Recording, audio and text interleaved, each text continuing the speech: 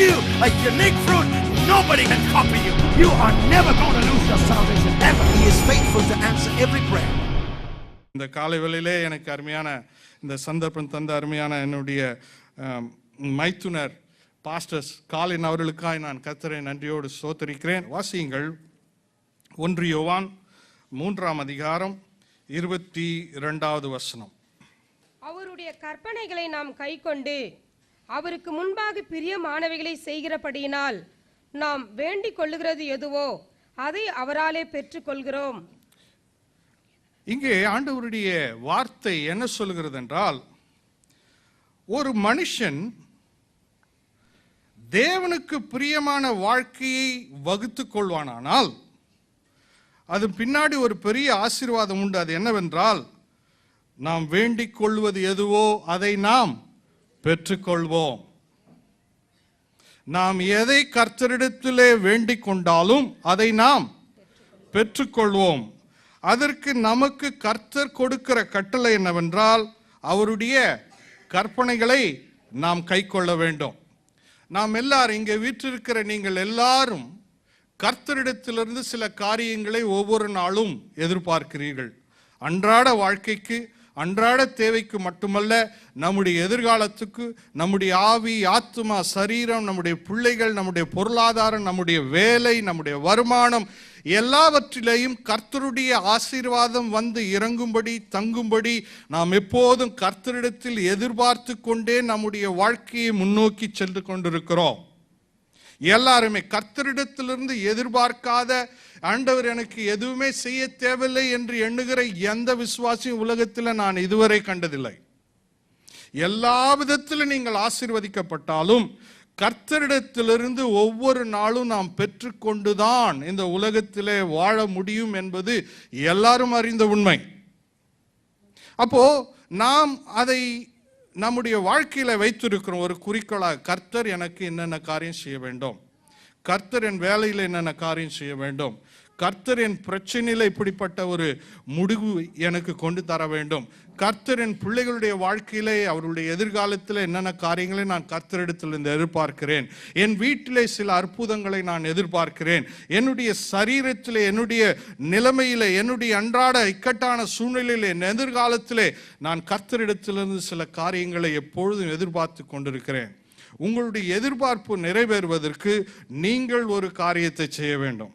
அது என்னவென்றால், அந்த வசனம் சொல்லுகிறது, நீங்கள் அவருக்கு முன்பாக பிரியமானவைகளை செய்கிறபடியால்.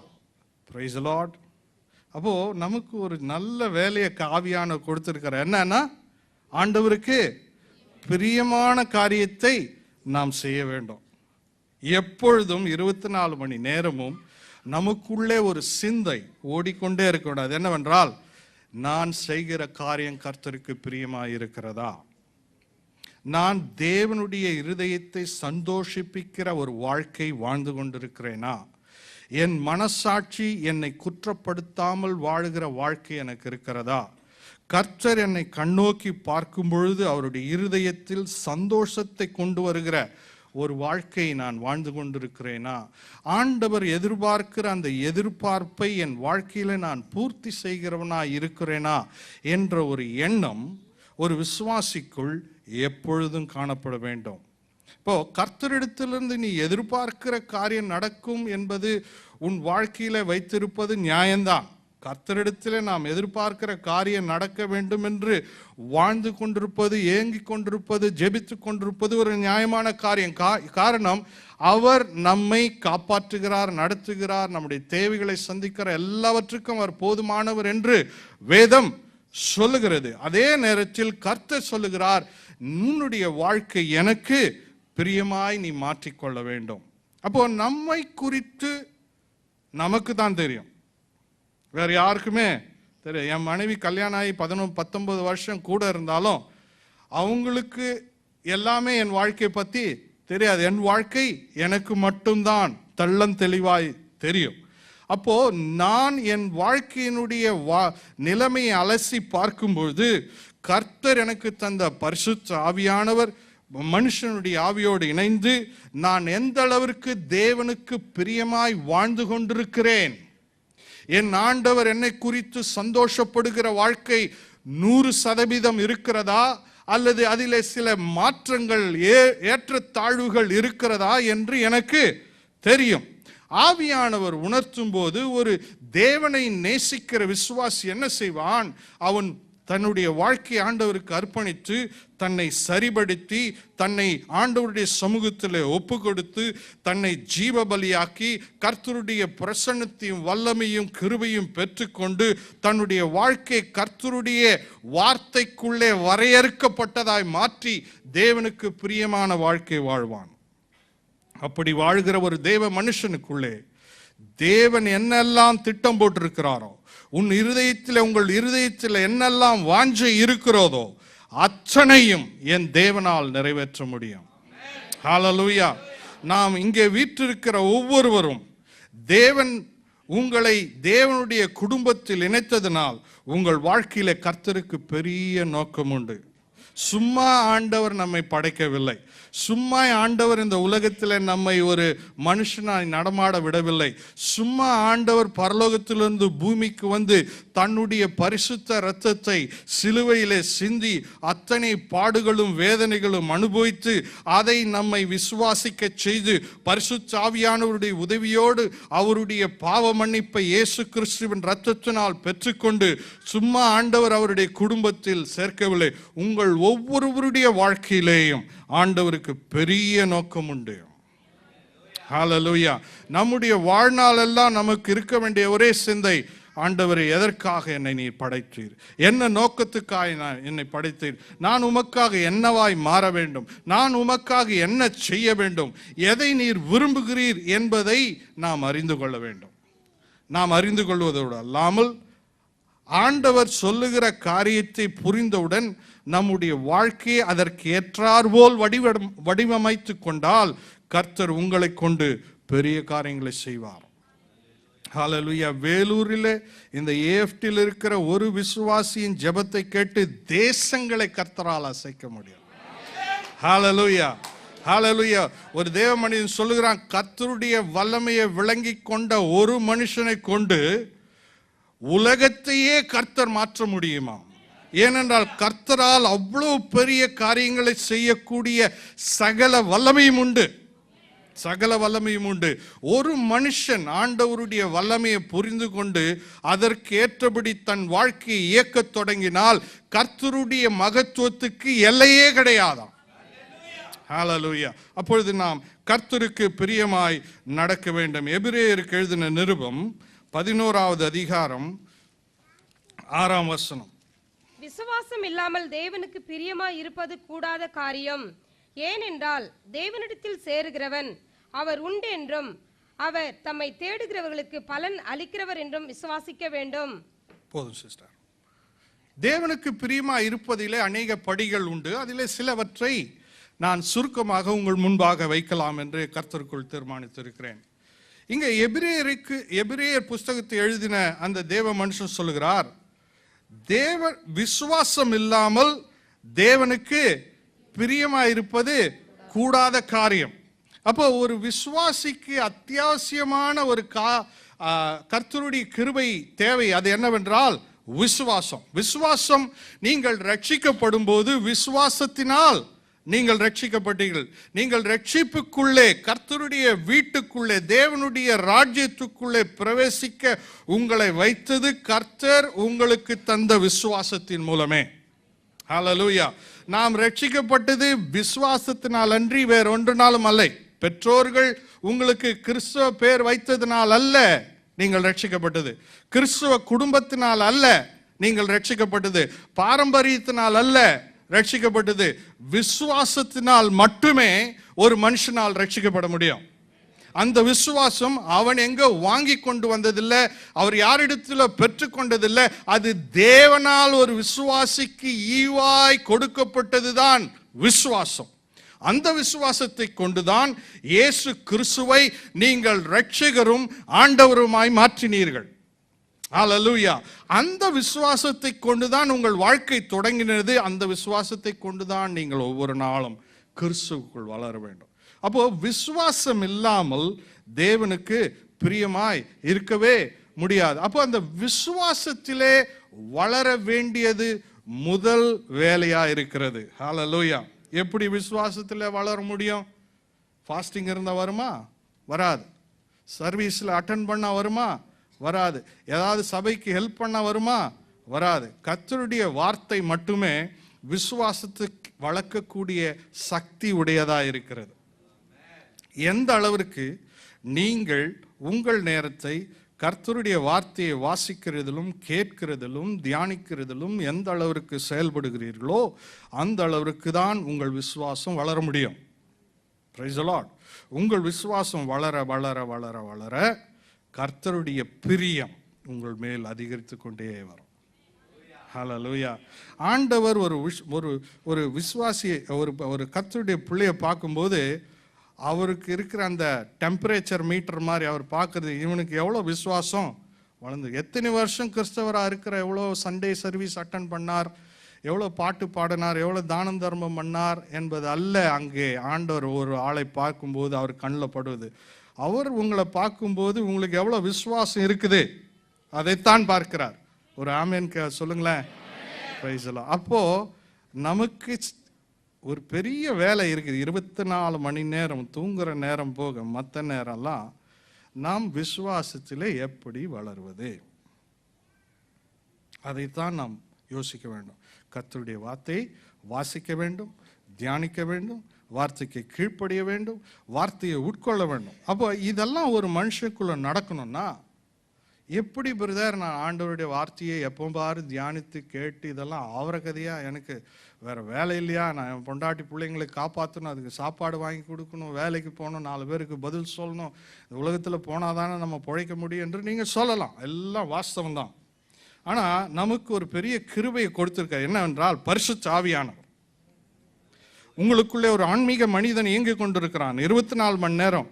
பூமியிலே நீங்கள் உங்கள் அன்றாட வேலையை செய்து கொண்டிருக்கும் போதும், நீங்கள் உங்களுடைய காரியங்களில் கொண்டு இருக்கும் போதும், உங்களுக்குள்ளே உள்ளான மனிதன் உங்களுடைய ஆன்மாவிலே கர்த்தருடைய வார்த்தையை நீங்கள் போட்டு வைத்தால் அது சும்மா இருக்காது, அது வளர்ந்து கொண்டே இருக்கும். ஹல்லேலூயா. நல்ல பூமியிலே கர்த்தருடைய நல்ல வார்த்தையை விதைக்கும் போது அது சும்மா இருக்காது, அது வளரும்.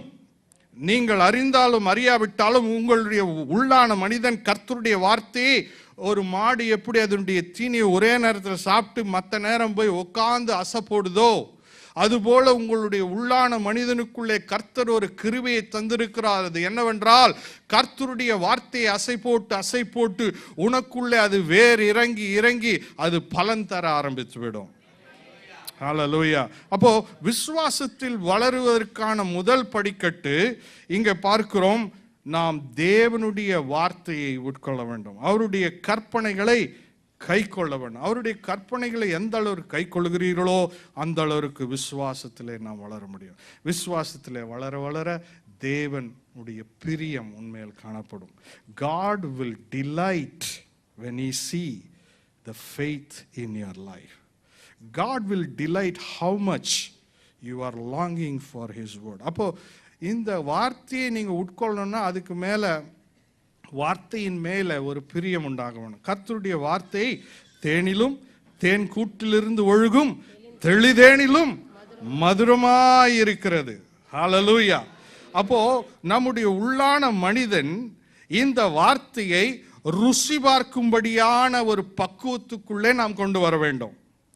கர்த்தருடைய வார்த்தை என்பது சாதாரணமானது அல்ல.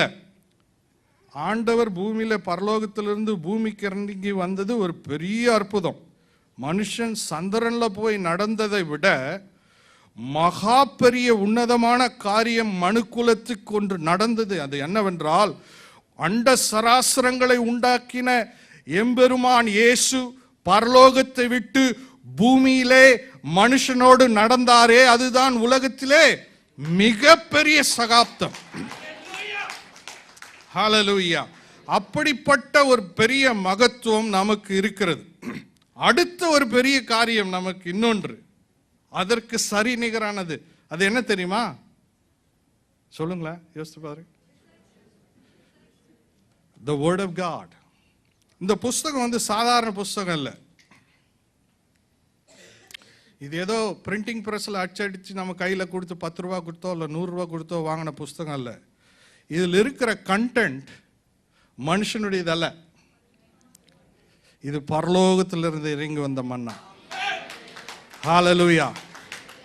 இது சாதாரண அந்த இயேசு கிறிஸ்துவுக்கு அடுத்த மகா பெரிய காரியம் கர்த்தர் சபைக்கு செய்தது என்னவென்றால், இந்த வேத வார்த்தை தேவனுடைய சமூகத்திலிருந்து இன்றைக்கு உன் கைக்குள்ளே இறங்கி இருக்கிறதே, அது மகா பெரிய ஒரு கிருபை. It is the greatest miracle that you handle in your hand is the word of God came down from heaven to earth in your hand. கர்த்தர் என்னெல்லாம் உன்னோடு பேசணும்னு துடித்தாரோ, ஆதங்கப்பட்டாரோ, உனக்கு என்னெல்லாம் வெளிப்படுத்த வேண்டும் என்று ஆண்டவர் திட்டம் பண்ணினாரோ, அதையெல்லாம் ஒரு கடிதத்தில் எழுதி பரலோகத்திலிருந்து பூமிக்கு உனக்கு ஒரு குரியர் மூலம் அனுப்பி இருக்கிறார். இதனுடைய from address is the kingdom of the most high God. Hallelujah. அதனால தான் இந்த வேதத்திலே பிரியமா இருக்கிற மனுஷன் பாக்கியவான். அவன் நீர்க்கால்களின் ஓரம் நடப்பட்டு தன் காலத்தில் தன் கனியை தந்து இலையுதிராதிருக்கிற மரத்தை போல் இருப்பான். அவன் செய்வதெல்லாம்.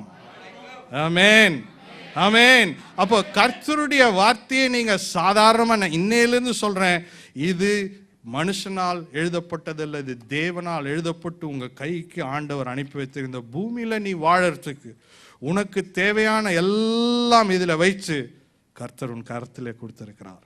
இந்த வேத புஸ்தகத்துக்காக கர்த்தரை ஸ்தோத்திரிப்போம். ஹல்லேலூயா, ஹல்லேலூயா. உன்னுடைய வாழ்க்கையின் சகல பிரச்சனைக்கும் பரிகாரம் இந்த வார்த்தையிலே உண்டு, இந்த வார்த்தையிலே உண்டு. இது இம்போர்ட்டட் ஃப்ரம் ஹெவன். அப்போ இந்த வார்த்தையை நம்ம கனப்படுத்தி ருசி பார்த்து அதை உன் ஆத்துமாவுக்குள்ள எப்போதும் எப்படி குழந்தைக்கு சோறு ஊட்டி அது ஒரு நாளும் வளர்றத பெற்றோர்கள் பார்த்து ரசிக்கிறார்களோ, அதுபோல உன் ஆத்துமாவுக்கு ஏற்ற ஒரு ஆகாரம், தேனிலும் தேன் கூட்டிலிருந்து ஒழுகும் தெளிதேனிலும் மகா மதுரமான இந்த வார்த்தையை நீங்கள் உட்கொள்ள உட்கொள்ள உட்கொள்ள நீங்கள் ஆவிக்குரிய வாழ்க்கையில் வளருவதோடு அல்லாமல் உங்கள் விசுவாசத்திலும் நீங்கள் பலவான்களாய் மாறுவீர்கள். அப்போ உங்கள் விசுவாசம் வளரும் போது என்ன நடக்கிறது? உங்களுடைய எக்ஸ்பெக்டேஷன், உங்களுடைய விஷன், உங்களுடைய எதிர்பார்ப்பு, உங்களுடைய சிந்தனை எல்லாம் மிகவும் பெரிதாய் மாறிவிடும். ஹல்லேலூயா. ஒரு ஆத்துமாவுக்காக நீங்கள் விசுவாசத்தை பயன்படுத்தின உங்களுக்கு கர்த்தர் மேல் இருக்கிற வாஞ்சையும் விசுவாசம் பெருகினால், இந்த வேலூரை ஆண்டவர் எனக்கு சொந்தமாக்கி தாரும், இந்த தேசத்தை எனக்கு சொந்தமாக்கி தாரும், என்னுடைய தெருவில் இருக்கிறவர்களை எனக்கு சொந்தம், கர்த்தரால் முடியும். அப்படி உலகத்தை தலைகீழாய் திருப்பினருடைய வரலாறு நம்முடைய கையில் உண்டு. இந்த வேதத்தில் மட்டுமல்ல, அநேக தேவ மனிதர்கள் தேசத்தை தேவனுக்காய் கேட்டு ஜெபித்து பெற்றுக்கொண்ட வரலாறு நம்மிடத்தில் உண்டு. அப்போ கர்த்தருக்கு பிரியமா இருக்க நமக்கு செய்ய வேண்டிய ஒரு காரியம், விசுவாசம் இல்லாமல் தேவனுக்கு பிரியமா இருக்க முடியாது. நமக்கு எபிரேய திரும்ப போவோம். அந்த 6ஆம் வசனத்துடைய பிற்பகுதி, தேவனிடத்தில் சேருகிறவன் அவர் உண்டென்றும் அவர் தம்மை தேடுகிறவர்களுக்கு பலன் அளிக்கிறவர் என்றும் விசுவாசிக்க வேண்டும். அதாவது விசுவாசத்துல 2 கட்டம் இருக்குது. என் அனுபவத்தில் சொல்லணும், இது வேதத்தில் எங்க இருக்குதுன்னு கேட்காதீங்க. இப்ப என்ன கொண்டு போய் ஒரு பெரிய பிரச்சனை இல்லை கஷ்டம் வியாதியில் இருக்கிறவங்களுக்கு ஜெபம் பண்ண சொன்னா ரொம்ப வைராகமா ஜெபம் பண்ணுவேன். அதாவது ஆண்டவரே அங்கே நின்ன மாதிரி ஜெபம் பண்ணுவேன். என் விசுவாசம் அவ்வளோ ஸ்ட்ராங். யாருக்கு? மற்றவங்களுக்காக. அதே என் விஷயம் வரும்போது பாஸ்டர் கூட வேண்டித்தான், பாஸ்டர் ஒரு பிரச்சனை, ப்ளீஸ் ப்ரே ஃபார் மீ அப்படின்னு தான். சிலருக்கு விசுவாசம் அப்படிதான் செயல்படுது. மற்றவங்களுக்காக விசுவாசிக்கிறதுக்கு நம்ம தயார். அப்படிதான். எத்தனை பேர் ஒத்துக்கிறீங்க நான் சொல்றது கரெக்ட்? பயங்கரமா உற்சாகப்படுத்தும். பிரதர் நான் இருக்கிறேன், ஜெபிக்கிறேன், உங்களை கர்த்தர் கைவிட மாட்டார், உங்க பிரச்சனைக்கெல்லாம் முடிவு உண்டு, நம்ம ஆண்டவரால முடியாது ஒன்றும் இல்லை அப்படின்னு மற்றவர்களை தைரியப்படுத்தக்கூடிய ஒரு விசுவாசம், மற்றவர்களுக்காய் விசுவாசிக்கிற அது நல்லதுதான், நாம் அப்படி செய்ய வேண்டும்.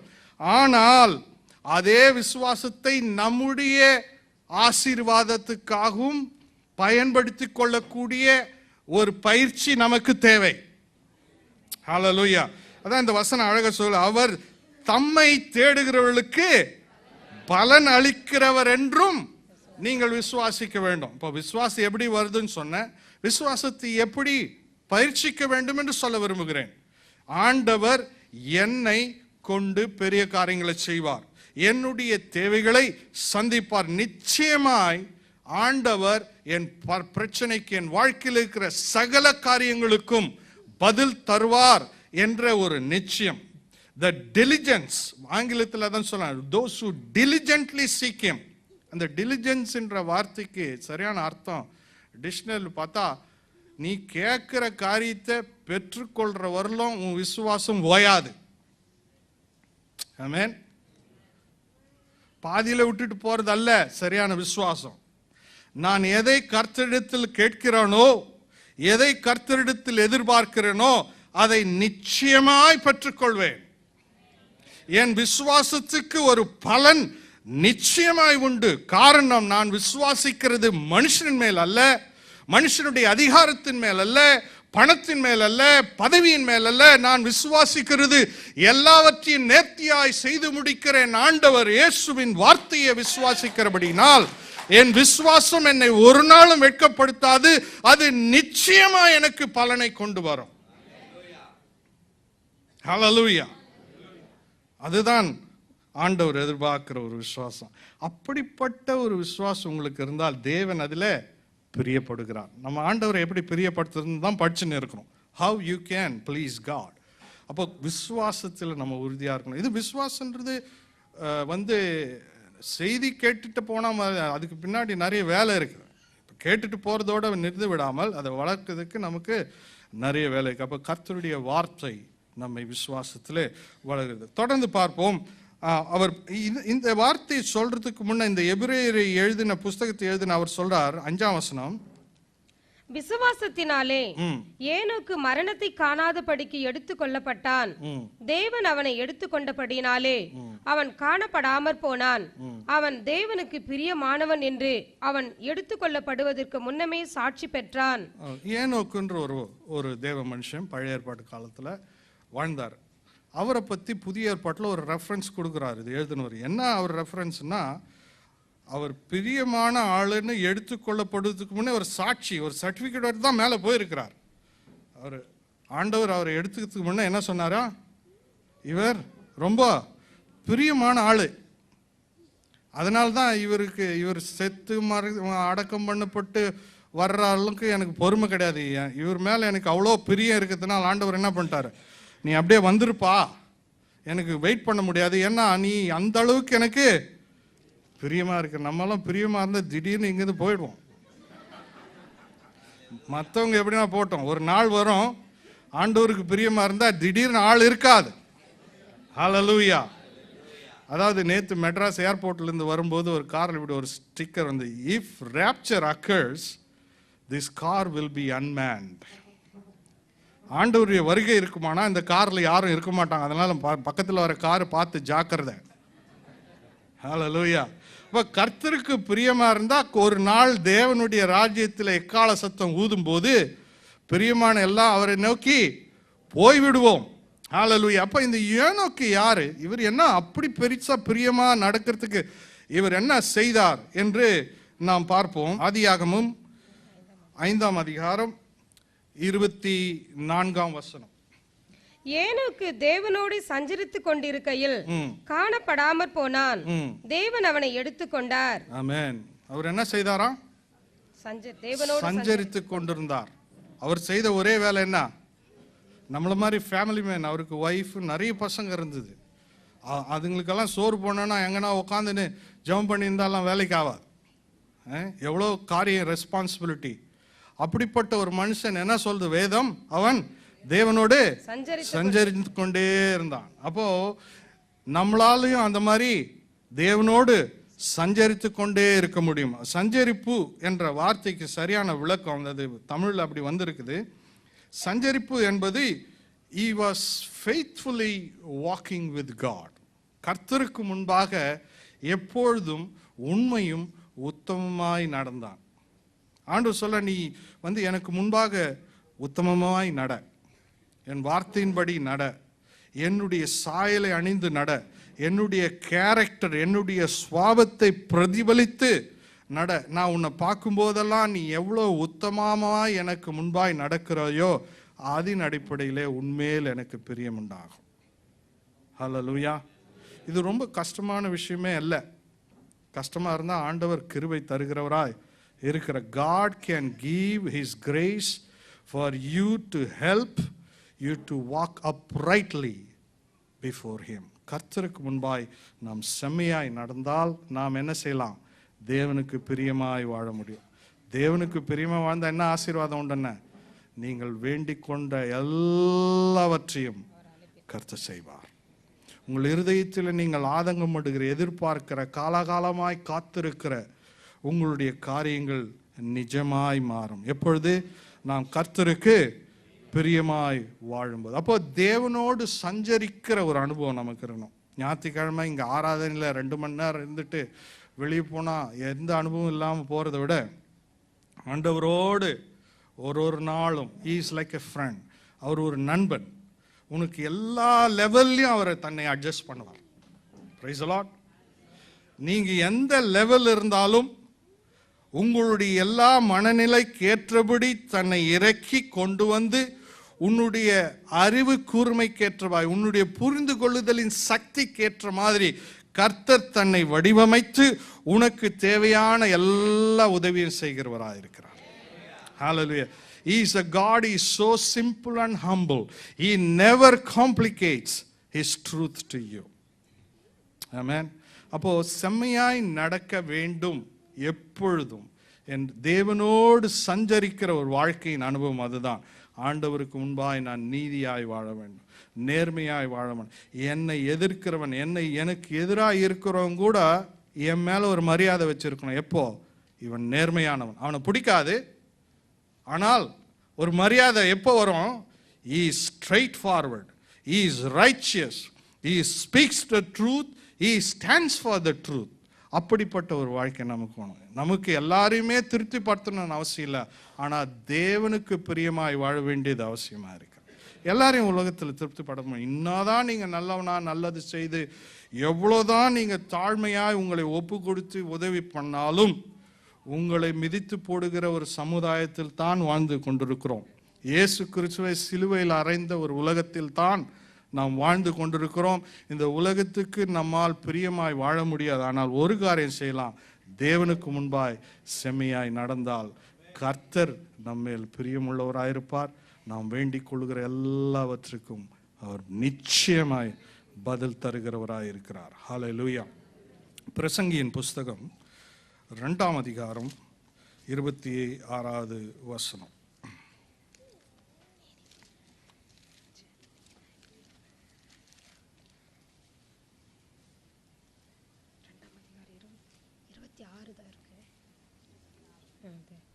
தேவன் தமது பார்வைக்கு நல்லவனாய் இருக்கிறவனுக்கு ஞானத்தையும் அறிவையும் இன்பத்தையும் அளிக்கிறார்.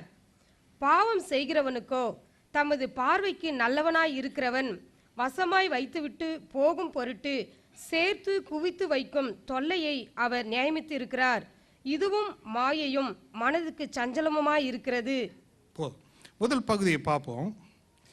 தேவன் தமது பார்வைக்கு நல்லவனாய் இருக்கிறவனுக்கு என்ன செய்கிறாராம்? ஞானத்தையும் அறிவையும் இன்பத்தையும் அளிக்கிறார். ஹல்லேலூயா. இந்த 3 காரியம் உலகத்தானுக்கு கிடையாது. ஞானம் என்பது தேவனிடத்தில் உலகம் நமக்கு அறிவை கொடுக்கும். எல்லாரும் படிச்சு PhD ஆனால் நிறைய அறிவு, தலை நிறைய, you can store millions and trillions of informations. ஆனால் அதை எப்படி உபயோகப்படுத்துவது என்பது தேவனுடைய ஞானம் இருந்தால்தான் செய்ய முடியும். சிலர் சொல்லுவாங்க, நான் ஏன் தான் இந்த தப்பு பண்ணணும், இவ்வளோ படிச்சு இருந்த அனுபவம் இருந்தோம். சிலர் ஒரு சின்ன பிழை விட்டுட்டாங்கன்னா அது பெரிய பிரச்சனையில் போய் ஒரு வார்த்தை தப்பாக சொன்னால் போதும், என்ன ஆகும்? பெரிய குடும்பத்தினுடைய உறவே உடைஞ்சு போகும். எல்லா பிரச்சனைக்கும் ஒரு சின்ன ஒரு காரியம் போதும்.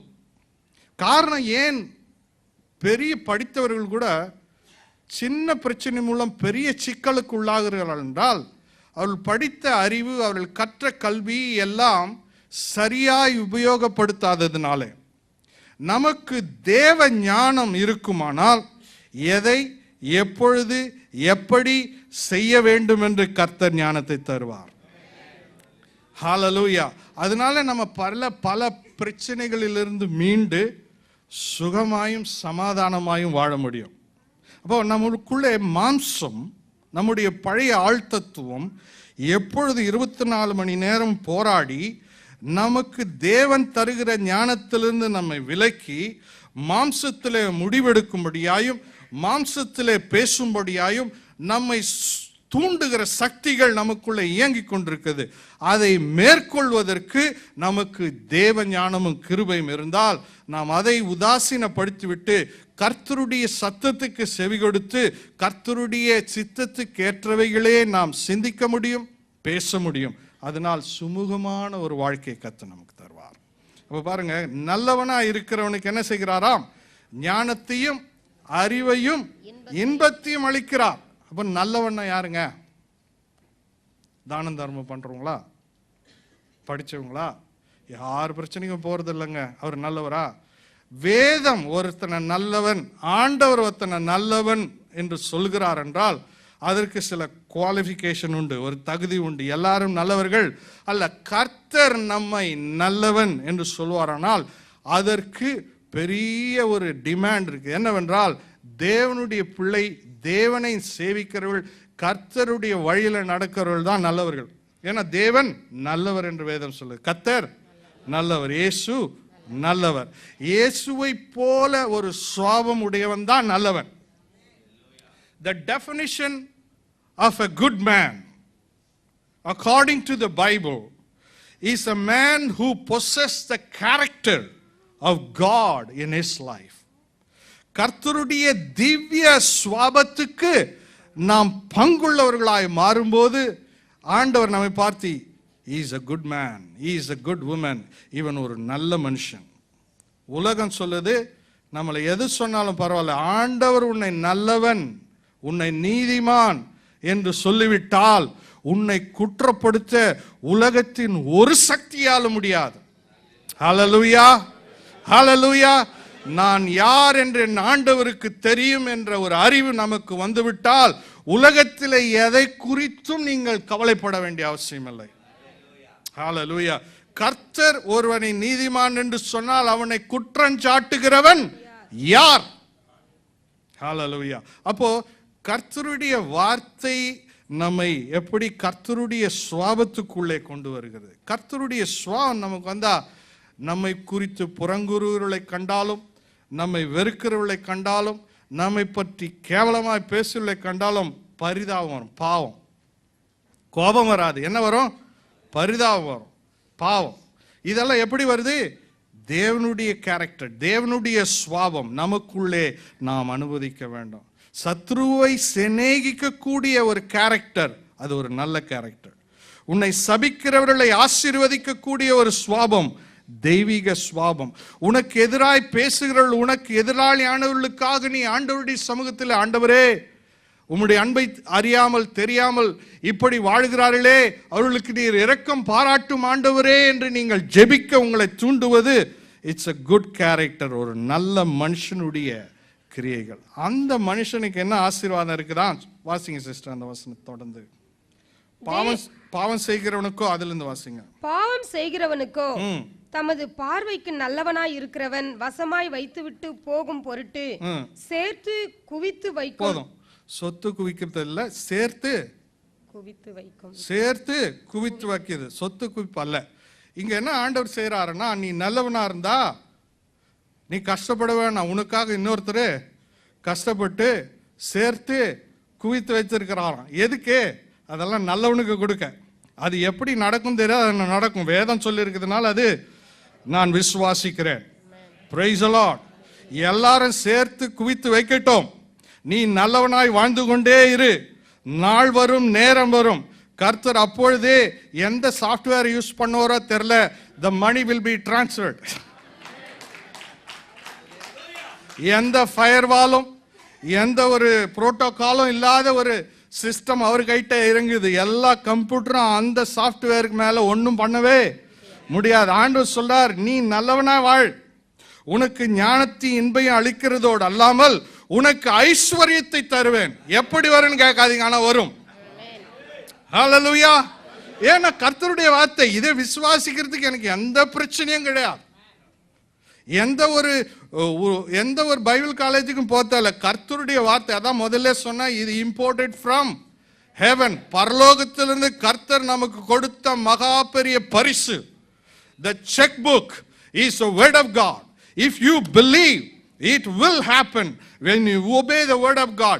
நீ கர்த்தருக்கு பிரியமா இருந்து கர்த்தர் சொல்லுகிற ஒரு நல்ல மனுஷனாய் வாழ்ந்தால் உன் வாழ்க்கையில ஓவர் நைட் கர்த்தர் எல்லாவற்றையும் தலைகீழாய் திருப்ப முடியும். நம்ம புத்தி கெட்டாம இருக்கலாம், ஆனா ஆண்டவருடைய சிந்தையில பல கோடி வழிகள் உண்டு உன்னை ஆசீர்வதிப்பதற்கு. நீங்க நினைக்கலாம், பிரதர் இதெல்லாம் ஆவற கதையா?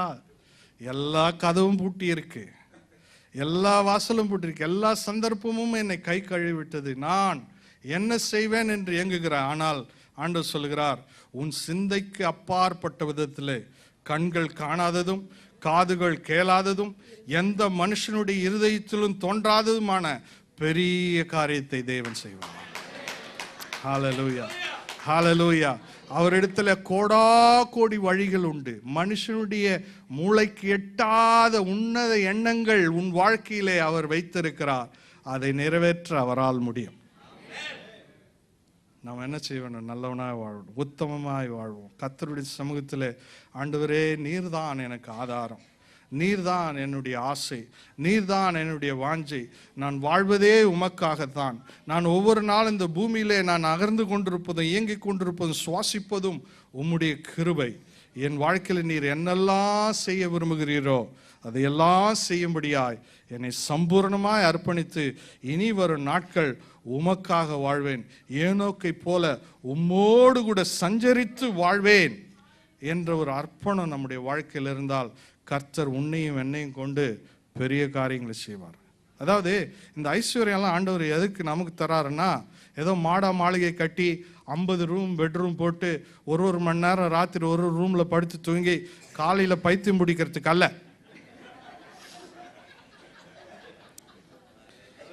50 ரூம் இருந்து ஒரு நாள் ஒரு ராத்திரி ஒரு ரூமில் 1 மணி நேரம் தூங்கி இருந்தீங்கன்னா சீக்கிரம் செத்து போயிடுவீங்க. அதுக்காக அல்ல, நாம் அவருடைய ராஜ்யத்தை கட்டும்படியாக. ஹல்லேலூயா. இன்னைக்கு இவ்வளோ வல்லமையான வசனம் இந்த ஏஎஃப்டிலேருந்து வாரம் உங்களுக்கு கொடுக்குறாங்களே, இது இன்னைக்கு அமெரிக்காவில் இந்த நேரத்தில் பார்க்கிறார்கள் என்றால் அதற்கு தேவை என்ன? பணம். கர்த்தர் அதை தருவார். இந்த வசனம் இன்னும் வேகமாகவும் விரைவாகவும் உலகத்தினுடைய 8 திசைகளிலும் கொண்டு செல்லப்படுவதற்கு கர்த்தர் இனி வரும் நாட்களில் தன்னுடைய சபையை ஆசீர்வதிப்பார்.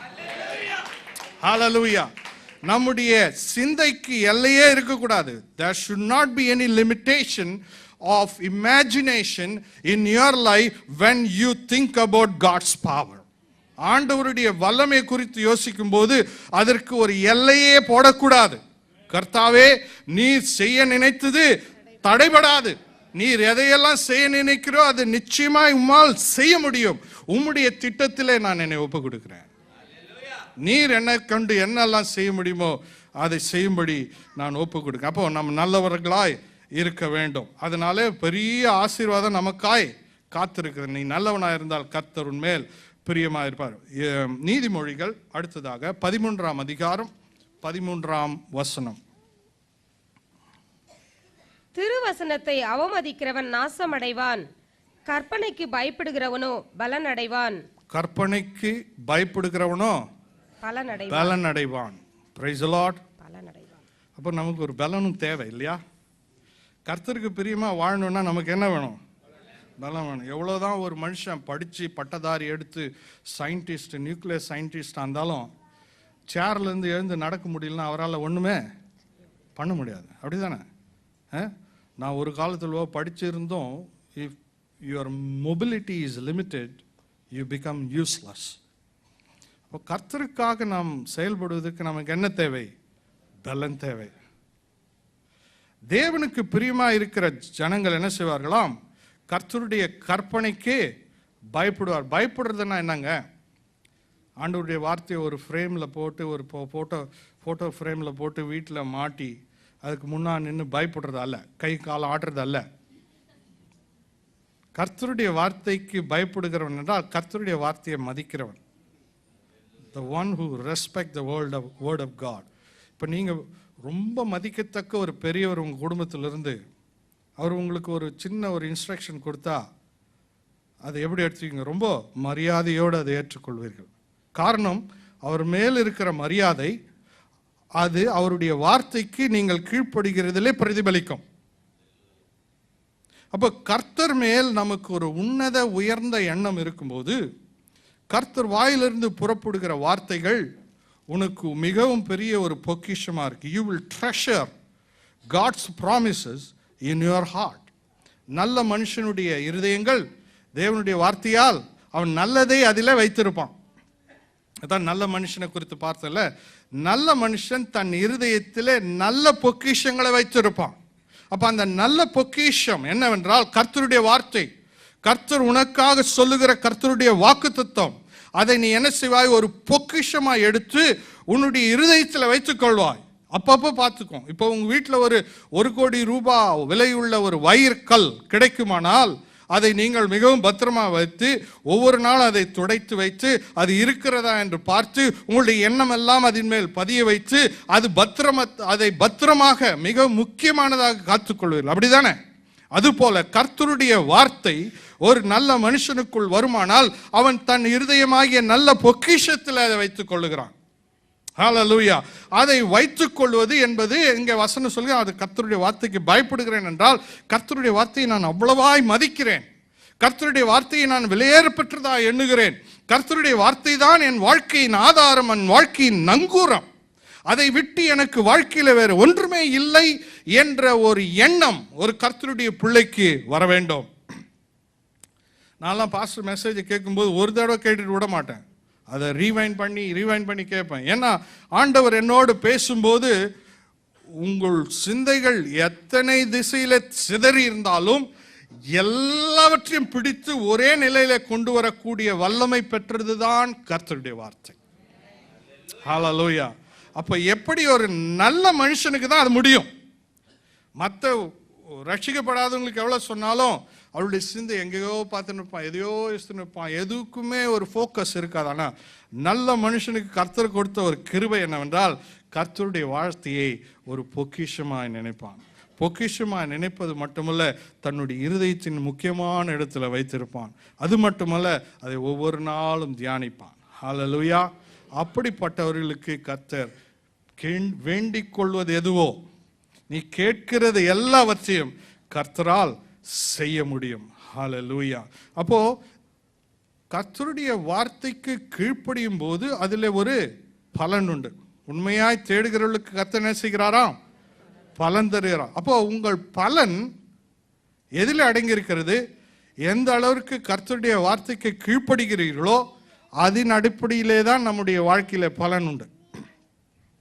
கர்த்தருடைய வார்த்தை தான் உங்கள் எதிர்பார்ப்புக்கு ஒரு வடிவமைப்பு கொடுக்கும். இப்போ நீங்கள் ஒரு சுகத்துக்காகவோ ஒரு வேலைக்காகவோ ஒரு பண விஷயத்தில் ஒரு பெரிய அற்புதத்துக்காகவோ நீங்கள் காத்திருந்து ஜெபிக்கும்போது உங்களுக்கு தேவை வார்த்தை என்ன சொல்கிறது. அந்த வார்த்தையை பிடித்துக்கொண்டு நீங்கள் ஜெபிக்கும்போது இந்த வார்த்தை தான் உங்கள் பிரச்சனைக்கு பதிலாய் மாறுகிறது. The word of God will transform or translate itself into a miracle and it becomes the reality in your life. நம்முடைய சிந்தை, நம்முடைய எதிர்பார்ப்பில் இருக்கிற எல்லாவற்றையும் கர்த்தர் அவருடைய வார்த்தை கொண்டு அதை உருவாக்கி தருகிறார். அதனால தான் வேதம் சொல்லுகிறது, வார்த்தை கொண்டு சகலவற்றையும் உண்டாக்கினார். அப்ப இதை விட்டுட்டு நீங்க எங்க போனாலும் காரியம் நடக்காது. இப்ப கர்த்தருடைய வார்த்தை உருவாக்கக்கூடிய ஒரு வல்லமை உடையதா இருக்கிறது. அப்போ நாம் எல்லாவற்றையும் அப்புறப்படுத்தி நம்முடைய சிந்தையும் எதிர்பார்ப்பையும் விசுவாசத்தையும் கர்த்தருடைய வார்த்தையில வைக்கும்போது கர்த்தர் உங்கள் வாழ்க்கையில நீங்கள் எதிர்பார்க்கிறதை இந்த வார்த்தை கொண்டு தான் நிறைவேற்றுவார். தம்முடைய வார்த்தை அனுப்பி அவர்களை சுகமாக்கினார், காற்றே கடலை பார்த்து கர்த்தர் அதட்டினார், அது அமைதலாயிற்று. எவனாகிலும் இந்த மலையை பார்த்து பெயர்ந்து தள்ளுண்டு சமுத்திரத்தில் போ என்று சொல்லி தன் இருதயத்தில் விசுவாசித்தால் தான் சொன்னபடியே நடக்கும். கர்த்தருடைய வார்த்தை மிகவும் வல்லமையுடையதாக இருக்கிறது. அதை நாம் நம்முடைய இருதயத்தில் வைப்போமானால் அது பெரிய காரியங்களை செய்யும். சங்கீதங்களின் புஸ்தகம் அடுத்ததாக 84வது அதிகாரம் 11வது வசனம்.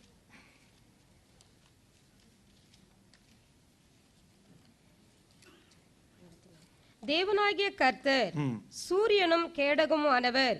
கர்த்தர் கிருபையையும் மகிமையையும் அருளுவார். உத்தமமாய் நடக்கிறவர்களுக்கு நன்மையை வழங்காதிரார். Praise the Lord. உத்தமமாய் நடக்கிறவர்களுக்கு நன்மையை வழங்காதிரார். அவரால் முடியாதுன்றார். உனக்கு கொடுக்காம இருக்க என்னால முடியாது. எவ்வளவு பெரிய சத்தியம் பார்த்தீங்களா? நம்ம புரிந்து கொண்டோமானால் நம்முடைய வாழ்க்கை மிக உன்னத நிலைக்கு போய்விடும். அவரால் கொடுக்காம இருக்க முடியாது என்று வேதம் சொல்லுகிறது. Praise the Lord.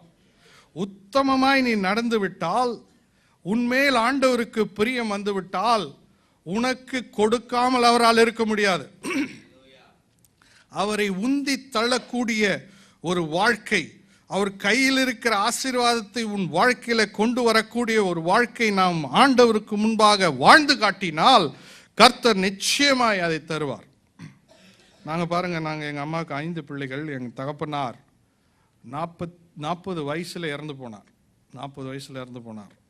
நாங்கள் 5 பிள்ளைங்க. எனக்கு 13 வயசு, ஜாய்க்கு 6 வயசு, என் கடைசி தங்கச்சிக்கு 1 வயசோ 1.5 வயசோ, யாருமே கிடையாது. ஆனால் நமக்கெல்லாம் அவ்வளோ கஷ்டத்தில் இருந்தும் எல்லா மனுஷனுக்கும் ஒரு ஆசைன்னு ஒன்று இருக்கும்ல, எதிர்பார்ப்பு. இதெல்லாம் கிடைச்சா நல்லாயிருக்கும், இதெல்லாம் நடந்தால் நல்லாயிருக்கும், இதெல்லாம் நான் அனுபவிக்க முடிஞ்சால் நல்லாயிருக்கும். ஒரு ஏக்கம், ஒரு ஆசை, ஒரு கனவு, ஒரு எதிர்பார்ப்பு எல்லா மனுஷனுக்கும் உண்டு. ஆனால் இப்போ நான் சொல்கிறேன், எங்கள் அப்பா உயிரோடு இருந்து எனக்கு வழங்கினதை காட்டிலும் கர்த்தர் எனக்கு கொடுத்தது தாராளமானவைகள், ஏராளமானவை. நான் ஏதோ தத்துவத்தை சொல்லவில்லை, என் வாழ்க்கையை உங்களுக்கு முன்பாக வைத்து சொல்லுகிறேன். என்னுடைய இமேஜினேஷனில், அதாவது ஒருத்தரும் யூகிக்க முடியாத அளவுக்கு எனக்குள்ள சின்ன வயசிலிருந்து நான் வளர்ந்து வந்த காலங்களில் எனக்குள்ளே இருந்த எல்லா எதிர்பார்ப்பும் ஆசையும் கனவும் கர்த்தர் நிறைவேற்றினார். அதை நிஜமாக்கினார், என் கரங்களிலே கொண்டு கொடுத்தார். கர்த்தரால் முடியும். பிரியமானவர்களே, தேவனுடைய வார்த்தைக்கு அவ்வளோ வல்லமை உண்டு. ஆண்டவரால் முடியாத காரியம் ஒன்றுமில்லை. பாருங்க, பாஸ்டர் காலனுடைய சாட்சி இவ்வளோ பெரிய ஊழியத்தை கட்டி எழுப்பி இந்த வார்த்தையை உலகமெல்லாம் கொண்டு செல்லக்கூடிய எல்லா வல்லமையும் கர்த்தர் இந்த வேதத்தில் வைத்து அவருடைய கரத்தில் இதை கொடுத்து, வேற எதுவும் பிளாங்க் செக்கை 1 கோடி ரூபாய் அக்கௌண்ட்டில் போட்டு அவரை வேலூருக்கு அனுப்பல. ஆண்டவர் அனுப்புனது எதை வச்சு? இதை வச்சு தான் இதெல்லாம் உண்டாக்கப்பட்டது. Praise the Lord. இதை வைத்து தான் அவருக்கு உலகமெங்கும் போக முடியும். இது ஒன்றுதான் உங்களை எல்லாரையும் இந்த கூடாரத்துக்குள்ளே கொண்டு வந்து, இது ஒன்றுதான் அவருடைய வாழ்க்கையை அப்படியே தலைகீழாய் திருப்பினது. இது ஒன்றுதான் அவருடைய மன வாஞ்சைகளை நிறைவேற்றி, இது ஒன்றுதான் அவரை இருந்த ஸ்தானத்தில், பழைய ஸ்தானத்தில் இந்த உன்னத ஸ்தானத்துக்குள் கொண்டு வந்த கர்த்தருடைய வார்த்தை. உங்கள் வாழ்க்கையிலே நீங்கள் போட்ட கனவுகளை நிஜமாக்கக்கூடிய எல்லா வல்லமையும் இதற்குண்டு. ஆகவே இதை உட்கொள்வோம், இதை தியானிப்போம், இதற்கு முன்பாக நம்முடைய வாழ்க்கையை சீர்படுத்துவோம். இதற்கு முன்பாக எனக்கு முன்பாக நடந்து உத்தமனாய் என்று ஆண்டவர் சொல்லுகிற வார்த்தையை நாம் பிடித்து கொள்வோம். அப்படி பிடிப்போமானால் நிச்சயமாக நீங்கள் வேண்டிக் கொள்வது எதுவோ அதை நீங்கள் பெற்றுக்கொள்ள. ரோமருக்கு எழுதின நிருபம் 10வது அதிகாரம் 14வது வசனம். அவரை விசுவாசியாதவர்கள் எப்படி அவரை தொழுது கொள்வார்கள்? போதும்.